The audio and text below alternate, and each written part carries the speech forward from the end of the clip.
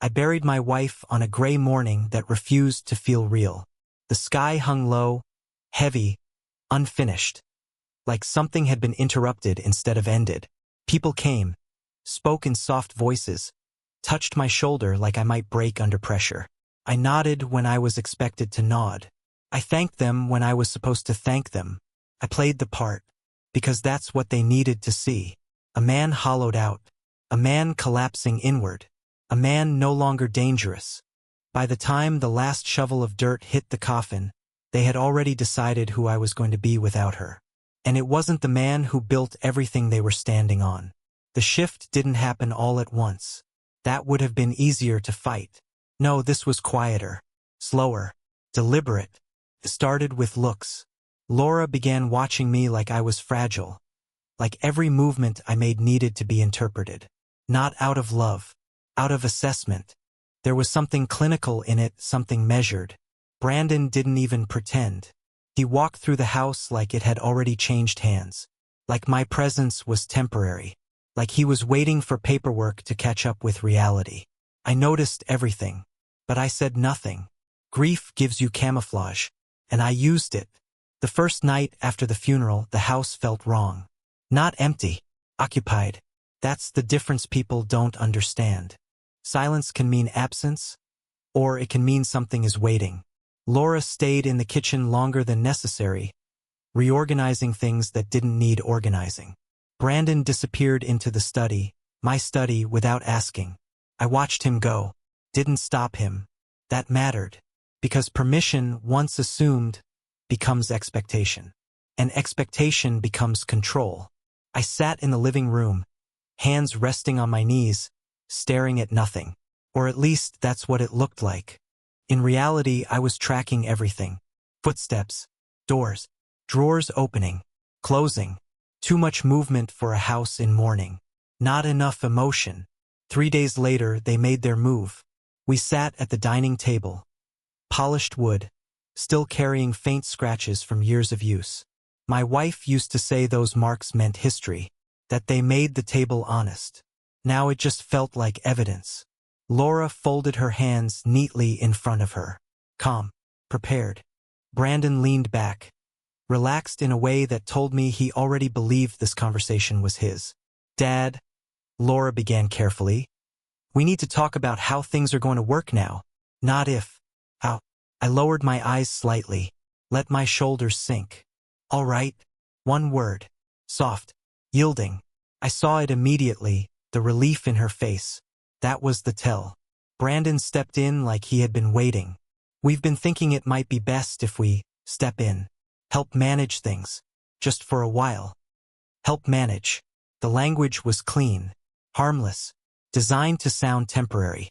It wasn't. I knew it wasn't. Because nothing about their behavior had been temporary. This had been building. Quietly, patiently, for longer than I realized. I let a pause hang in the air. Then I nodded. If that's what you think is necessary. That was the moment the balance shifted. I felt it. Not emotionally, structurally, like a foundation cracking somewhere deep beneath the surface. After that, everything accelerated. Not recklessly, efficiently. Brandon started reviewing accounts. Said he just wanted to make sure everything was organized. Laura supported him, always gently, always framing it as concern. You've been through a lot. We just don't want you to worry. You should rest. Rest. They kept using that word. As if I had earned it. As if I wasn't the reason any of this existed. I began noticing inconsistencies. Small ones at first. Notifications arriving late. Documents moved from where I left them.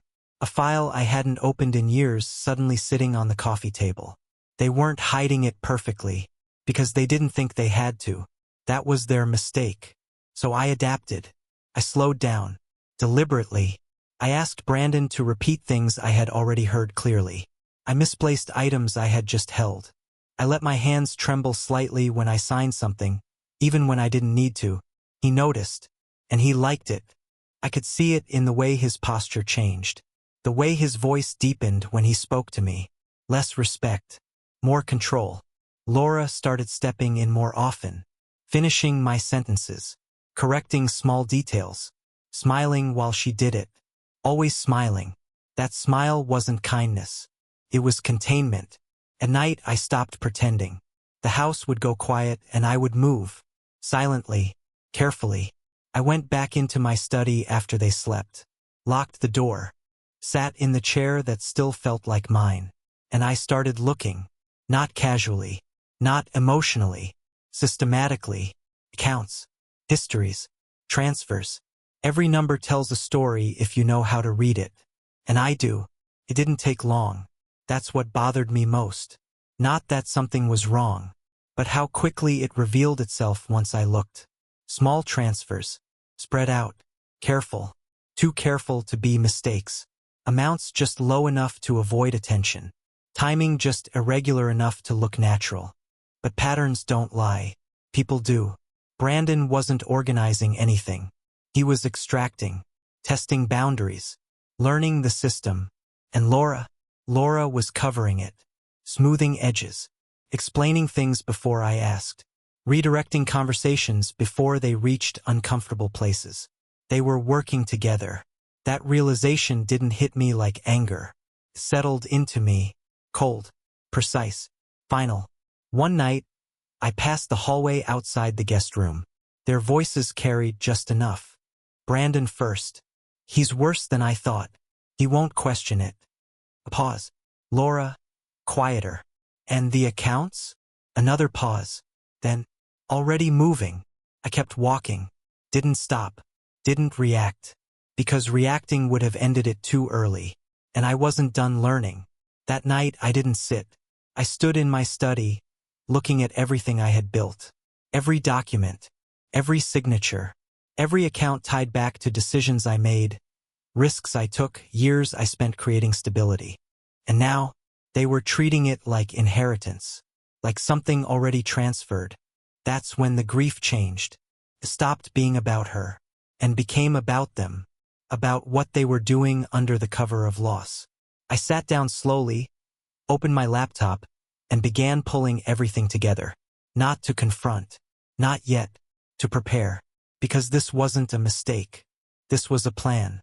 And plans require structure, which means they leave traces. I started documenting dates, transfers, access logs, old agreements that hadn't been touched in years, things they assumed I had forgotten, things they hoped I would never revisit. They thought I was declining, that I was slipping, that I was too broken to notice. So I let them keep thinking it. I let Brandon speak over me. Let Laura guide conversations. Let them move through my house like I was already gone. Because the truth is simple. The most dangerous position a man can be in is underestimated. And I was exactly where I needed to be. The next morning, I let Brandon find me in the kitchen staring at an empty cup. Not drinking, just staring. He paused in the doorway, and I felt his eyes move over me the way a man studies a lock he thinks he already knows how to pick. "You all right, Robert?" Robert. Not Dad. Not even Hale. Just Robert. I looked up slowly. "I thought there was coffee." "There is," he said, almost smiling. "You just didn't pour it." I lowered my eyes to the cup. Right? That pleased him. I hated how easy it was to feed his confidence. A small mistake here. A delayed answer there. A vacant look at the wrong moment. He swallowed every performance whole because he wanted it to be true. He needed me weak. So I became weak. For him. Laura came in behind him, already wearing that soft expression she used when she wanted to sound loving while tightening a rope around my neck. "Dad," she said. "Brandon and I talked. We think it might be smart to schedule an appointment with Dr. Myers." I turned the cup in my hands. "Why?" She glanced at Brandon. "Too fast. Just to check in. After everything. Grief can affect memory. Judgment. Stress. Judgment. There it was. Not concern. Foundation. They were building a case. I nodded faintly. "If you think I should." Laura touched my shoulder. I remembered when that touch meant something.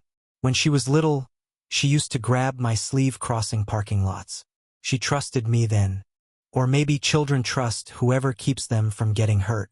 Maybe love was always just dependence wearing a warmer name. Brandon leaned against the counter. I can drive you, he said. Take notes. Help explain things. Help explain me. I looked at him and gave him exactly what he wanted. Thank you. That afternoon, I went back to my study and locked the door. My hands were steady. No trembling now. On my desk lay 3 folders. One for accounts. One for property. One for proof. I had labeled them in black ink with the same calm precision I once used for contracts, mortgages, insurance policies, school forms, medical bills, funeral arrangements. A life reduced to paper. A betrayal reduced to evidence. I opened the first folder. The numbers were worse than I expected. Brandon had not taken much at once. That would have been foolish. He had taken with patience. 300 here. 700 there. A transfer disguised as reimbursement. A household expense. A maintenance charge for work never done. The first theft had happened 8 months before the funeral. 8 months. While my wife was still alive. While I was driving her to appointments. Filling prescriptions. Sitting beside her at night when the pain made sleep impossible. And Brandon was already reaching into my pockets. I sat there for a long time, staring at that first date. Not because I was surprised. Because I understood. They had not become this way after her death. Her death had only removed the last witness. Laura's part was cleaner. That hurt more. Brandon was greedy, sloppy beneath his caution. Laura was careful. She didn't steal the money herself. She explained it, covered it, smoothed it into something innocent. A text message from Brandon. He noticed the transfer. Laura's reply, tell him it was for the roof estimate. He won't remember. He won't remember. My daughter wrote that. My own blood. I read it once. Then again. Then I printed it and placed it in the proof folder. No rage. No shouting. Just paper sliding under paper. That was how I survived it. For 2 weeks, I let them tighten their hands around nothing. Brandon took me to the doctor and answered questions meant for me. Laura spoke to the receptionist about family concerns. I sat between them like an old dog at the vet. When the doctor asked how I was sleeping, I paused too long. When he asked if I had misplaced things, I said, sometimes. When he asked if I felt confused, I looked at Laura. Perfect. She lowered her face. Brandon breathed out through his nose. They thought they were watching me disappear in real time. They didn't know I had already called another doctor 3 towns over. One who had my full records, my written statement, and an appointment scheduled without either of them knowing. They didn't know my attorney had copies of every account. They didn't know the bank had already changed the access protocols. They didn't know I had stopped being their victim the moment I understood the game. At home, Brandon grew bold. Boldness is what ruins thieves. He began speaking about my house like it was a problem to be solved. Too much space for you alone. Too many stairs.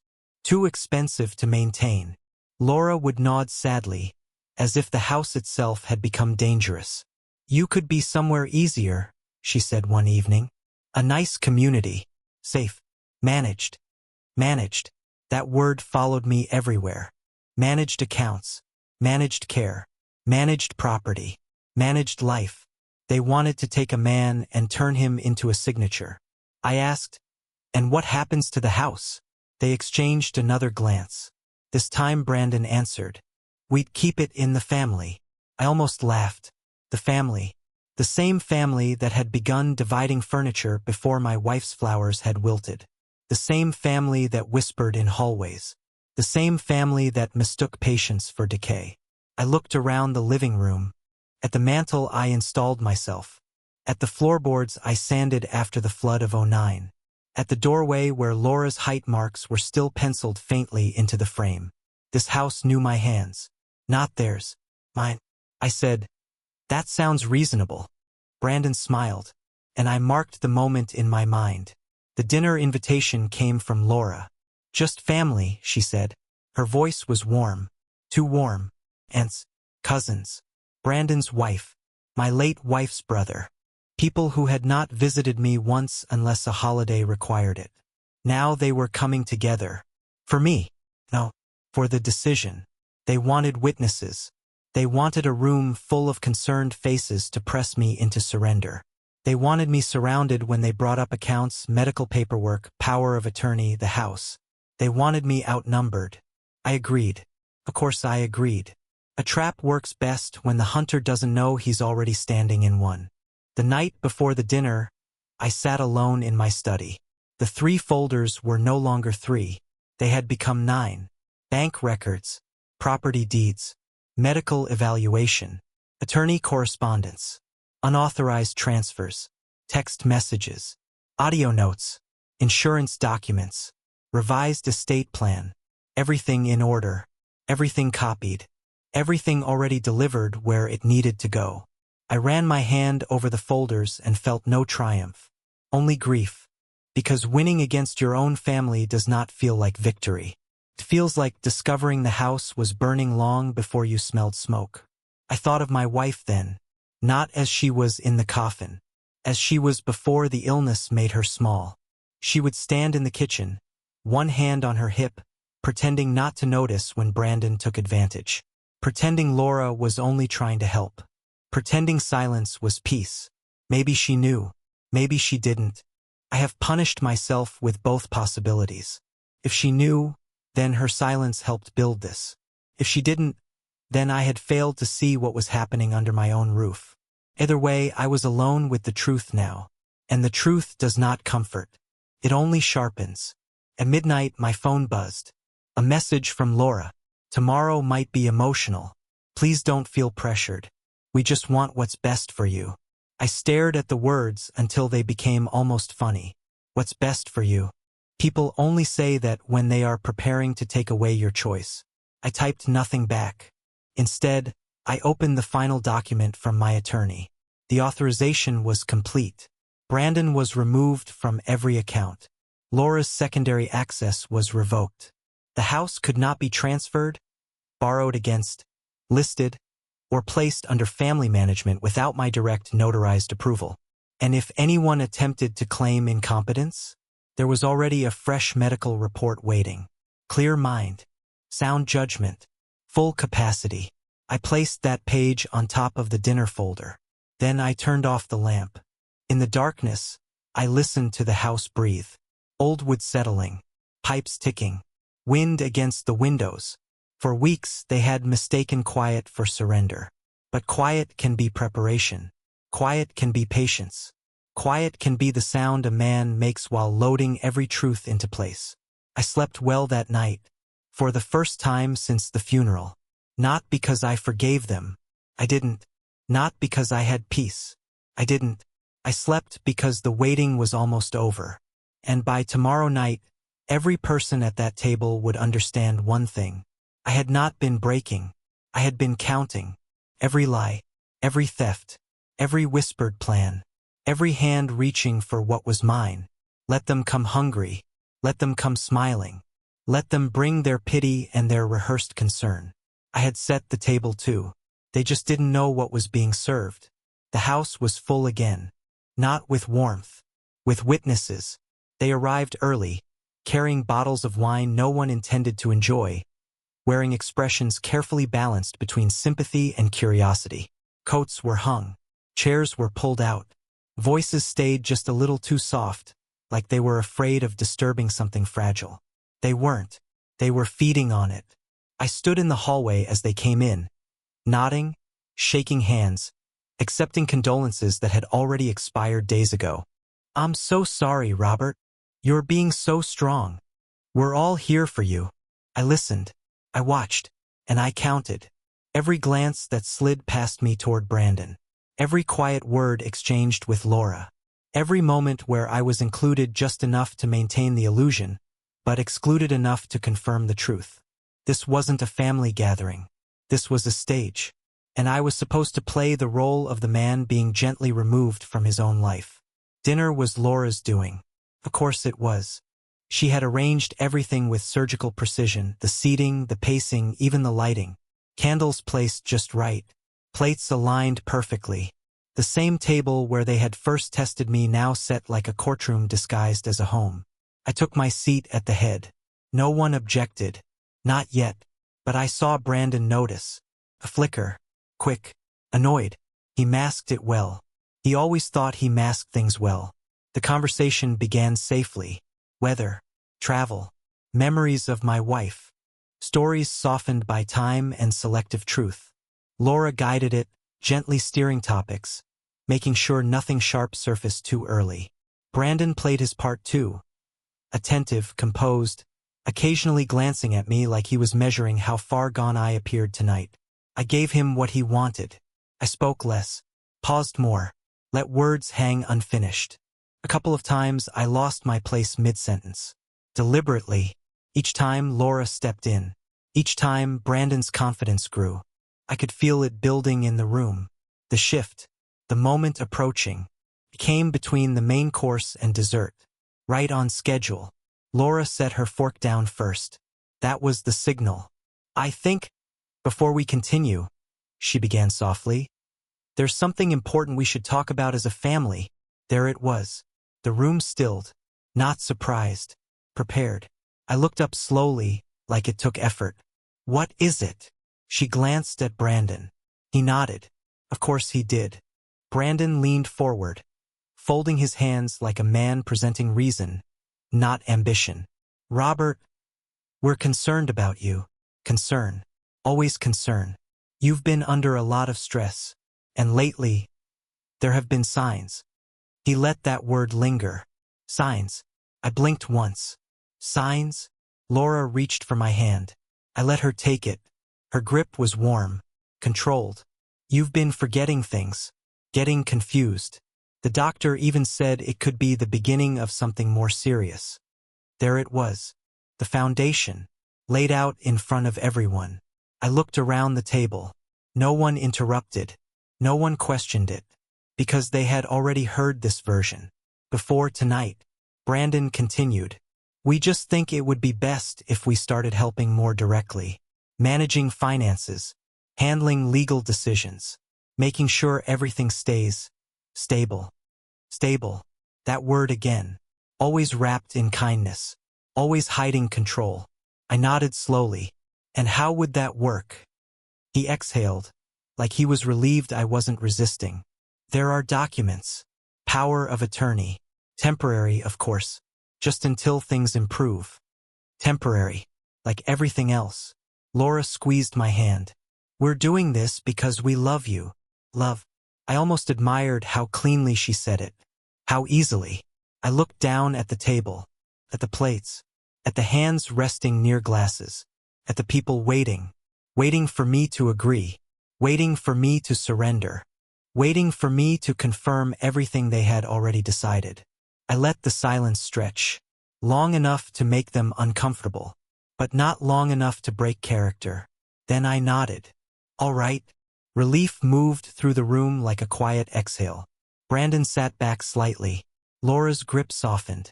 Someone at the far end of the table even smiled. They thought it was over. I reached beside my chair. Slowly, carefully, and lifted a folder. Just one. Thin. Ordinary. I placed it on the table in front of me. Then I opened it. Before we do that, I said calmly, there are a few things I'd like to clarify. Brandon's smile faded. Just a fraction. Laura's hand withdrew from mine. I slid the first document across the table. Toward Brandon. He looked down. Didn't touch it. What's this? He asked. Transfers, I said. From my accounts. Over the last 8 months. Silence. Real silence. Not the polite kind. The kind that lands heavy. He picked it up. His eyes moved. Quick. Too quick. Then slower. Then stopped. That's just household expenses, he said. I nodded. Yes, that's what you labeled them. I slid another page. And these? Laura leaned forward now. Reading. Her face changed. Not dramatically, but enough. These are messages, I said. Between you. No one spoke. No one moved. I continued. He won't remember. That was your phrasing, Laura. Her head lifted. Eyes locked on mine. For the first time that night, she wasn't calm. Brandon set the papers down. Harder than necessary. You're misunderstanding. No, I said quietly. I'm not. I reached for another folder. Opened it. Here's the full account history. Every unauthorized transfer flagged. Dates, times, amounts. Another. Here's the revised access record. You no longer have entry. Another. Here's the medical evaluation you didn't know I had. Full capacity. No cognitive decline. Another. Here's the legal filing. Power of attorney denied. The room had gone completely still. Not tense. Collapsed. Laura's voice came first. Small. Sharp. You went behind our backs? I looked at her. Really looked. For the first time that night. You went into my accounts while I was burying my wife. That ended it. Brandon stood up. Too fast. Chair scraping. This is ridiculous. You're twisting things. I've already sent everything to my attorney, I said. Calm. Measured. Final. And the bank. And a third-party auditor. He stopped. Mid-sentence. I closed the last folder. Folded my hands. And leaned back. Not weak. Not slow. Exactly as I was. You thought I was breaking, I said. You thought I wouldn't notice. That I couldn't fight it. I let my eyes move across the table. Every face. Every witness. I let you believe that. No one spoke. Because there was nothing left to say. Laura shook her head slowly. This isn't what it looks like. I almost smiled. It's exactly what it looks like. Brandon didn't sit down again. He just stood there. Cornered. Exposed. Silent. I pushed my chair back. Stood up. And looked at the table one last time. My accounts are locked. A pause. My house is not for discussion. Another. And my life. I let that hang. Then finished it. Is not something you get to manage. I turned away. Walked out of the dining room. Left them there. With the documents. With each other. With the truth. Behind me no one followed. No one called my name. Because for the first time, they understood. I had never been out of control. I had been waiting. And now everything they planned belonged to me. They stayed in the dining room after I left. I heard them. Not words at first. Just movement. Chairs scraping. Paper shifting. Someone breathing too hard. Someone whispering my name like it had become a problem they had not calculated properly. Robert. For weeks they had said it gently. Carefully. Like I was something delicate. Now it sounded different. Now it sounded like a locked door. I stood in the hallway, one hand resting against the wall, and listened to the collapse begin. Not loudly. Collapse is not always dramatic. Sometimes it is quiet. A family sitting around a table, realizing the man they tried to bury alive had been measuring the grave. Brandon was the first to move. Of course he was. Men like him always believe motion is control. If they stand, pace, point, speak faster, they think truth can be outrun. His voice rose behind me. This is insane. He's setting us up. Setting them up. That almost made me laugh. But I didn't. Because there was nothing funny left in that house. Laura answered him in a harsh whisper. Sit down. You saw the papers. I said sit down. That was when I understood something I should have understood earlier. Laura had always been the more dangerous one. Brandon stole because he wanted money. Laura lied because she wanted control. There is a difference. I walked into my study and closed the door. Not locked. I didn't need to lock anything anymore. On my desk, the phone was already face up. 3 missed calls from Brandon. 2 from Laura. 1 from my wife's brother, Henry, who had spent the entire dinner pretending to be shocked while avoiding eye contact with every document on the table. I did not answer. I sat down. Slowly. Not because I was tired. Because I wanted to feel the weight of the moment. For weeks, they had made me perform weakness. Now I let myself sit as a man who had finally removed the mask. And the strange thing was, I did not feel victorious. I felt old. Older than grief had made me. Older than betrayal should be allowed to make a man. The first consequence arrived before midnight. A message from the bank. Attempted login denied. Then another. Attempted password reset denied. Then another. Security alert. Unauthorized access attempt. Brandon. He had gone straight for the money. Not to apologize. Not to explain. Not even to beg. To see if the door was really closed. It was. I looked at the notifications as they appeared one by one. Small electronic tombstones marking the death of his confidence. Denied. Denied. Denied. That was the new language of our family. Laura knocked once. Softly. I knew that knock. She had used it as a child when she wanted permission to enter my office after breaking something. A lamp. A vase. A rule. Back then, I always opened the door. This time I said, "Come in." She entered without looking at me at first. Her face was pale but controlled. She had washed away whatever emotion had appeared at the table and replaced it with something colder. Strategy. "Dad," she said. The word landed badly. Too late. I leaned back. "Now?" Her eyes flickered. "Good." She felt that. She stepped farther into the room. "You embarrassed everyone tonight." I looked at her for a long moment. That was her opening move. Not apology. Not shame. Accusation. "You mean I exposed everyone? That isn't fair." "Fair?" I asked. The word came out quieter than I expected. She folded her arms. "Brandon made mistakes. I'm not denying that. But you turned this into something cruel." Cruel. There it was.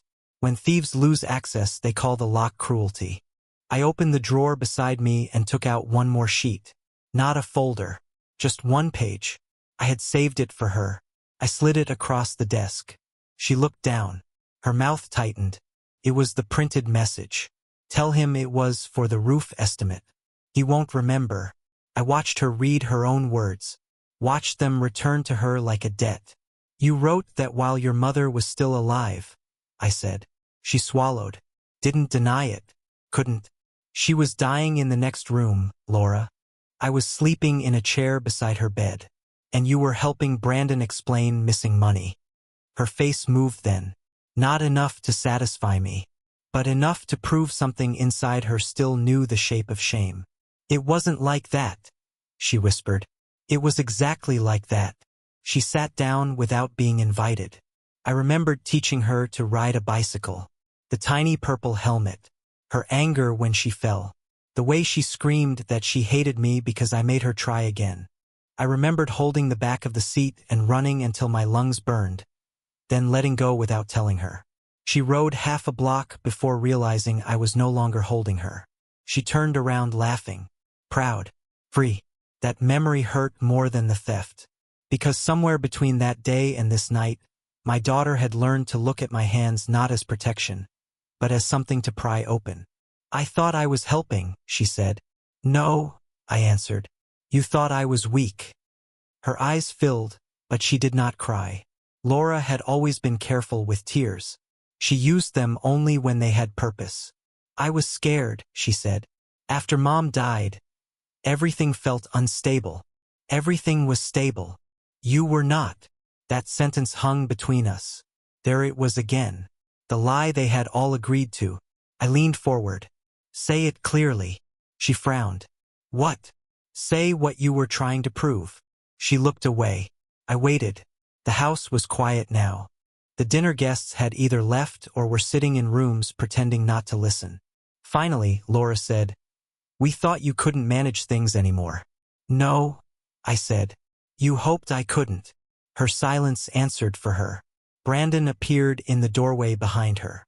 He had lost the polished version of himself. His collar was open. His face was flushed.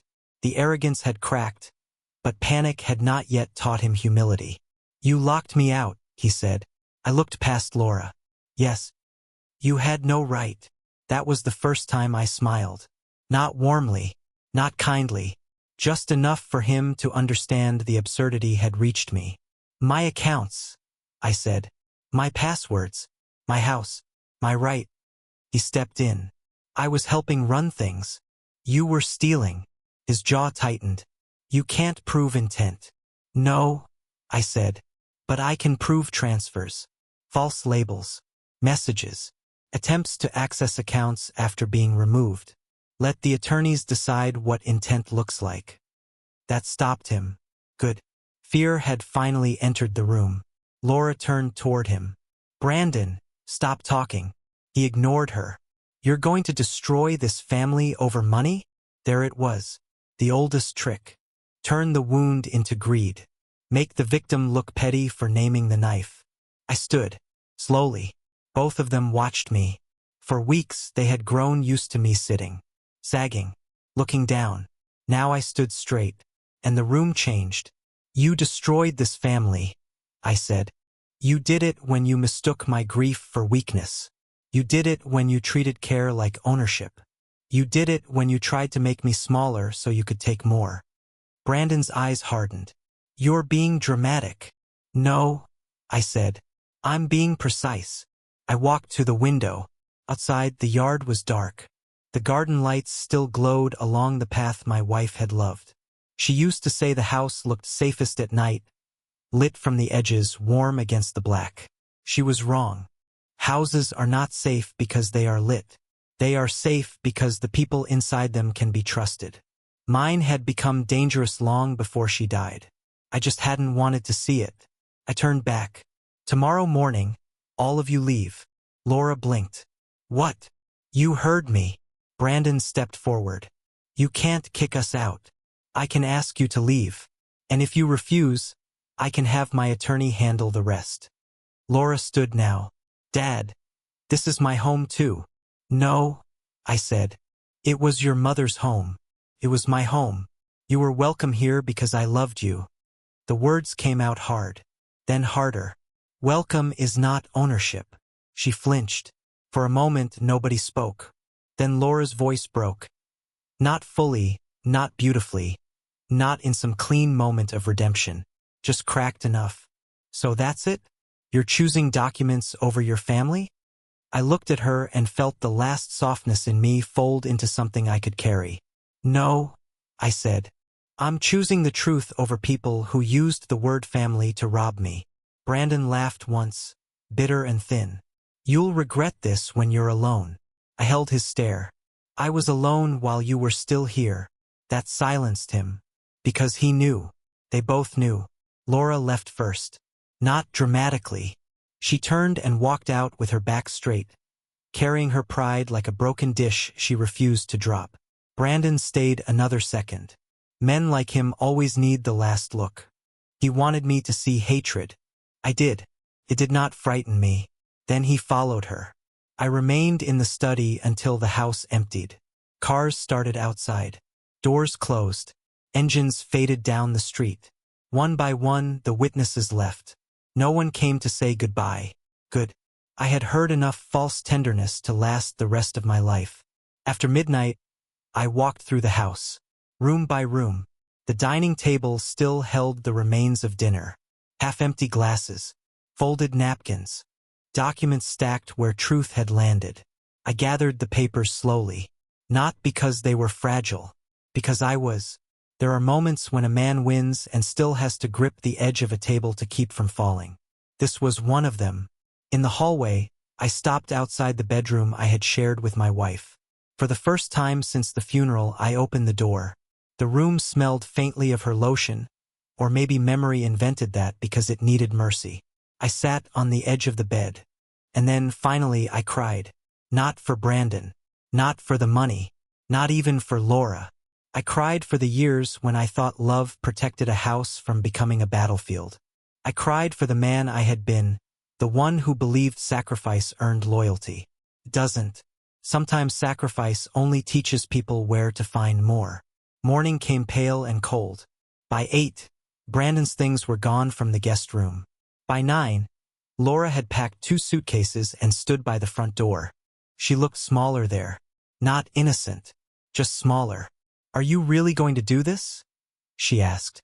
I looked at the staircase, the walls, the sunlight falling across the floor, then at her. I already did. She waited for something else.